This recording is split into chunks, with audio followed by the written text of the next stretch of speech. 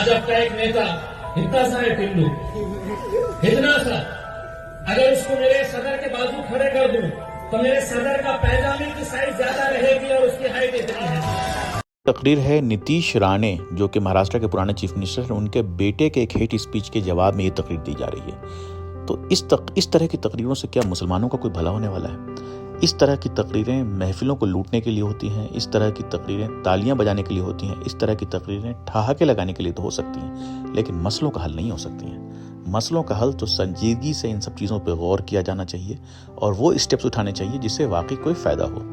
इस तरह की तकरीरें करके तो नेता निकल जाते हैं, लेकिन फंसता कौन है? आम मुसलमान जो रोड पे फेरी करता है, जो ऑटो चलाता है, जो रोज़मर्रा की ज़िंदगी गुजारने के लिए डिफरेंट इलाकों में घूमता रहता है, वो अक्सर इस तरह की मज़ाहिया तकरीरों का शिकार बन जाता है। ज़रूरत इस बात की है कि संजीदगी से इन मसलों पर गौर किया जाए। हेट स्पीच, जो कि आजकल के पॉलिटिशियंस की आबे हयात हो चुकी है, वो चाहते हैं कि जो दूसरे पॉलिटिशियंस हैं वो इस तरह से बिहेव करें, हमारा मजाक बनाएं, ताकि आग और लगे।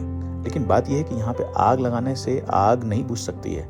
आग तो बुझेगी पानी डाल के ही आग बुझेगी। शहरों में FIR कराया जाए, सुप्रीम कोर्ट को ज्ञापन दिया जाए, पार्लियामेंट में अपोजिशन को कहा जाए कि इस बात पे आवाज़ उठाएं, बहुत सख्ती से आवाज़ उठाएं। डिफरेंट ऑर्गेनाइजेशंस जो और ह्यूमन राइट ऑर्गेनाइजेशंस हैं, उनको इस बात पे से ज़रूर आगाह किया जाए कि इस तरह के हेट स्पीचेस, जो कि अक्सर जो है गली मोहल्लों में अक्सर इसका नतीजा वायलेंस होती है, इस पे ध्यान दिलाया जाए। सोशल मीडिया पे इस पे बात की जाए।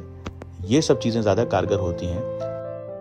ज़रूर गौर कीजिएगा इस पे, क्योंकि एक बहुत बड़ा मसला क्या है कि हमारे जो मुस्लिम लीडरशिप है उसमें संजीदगी की कमी है और वो उस तरह की स्पीचेस देना चाहते हैं जिससे पब्लिक में ताली बजे।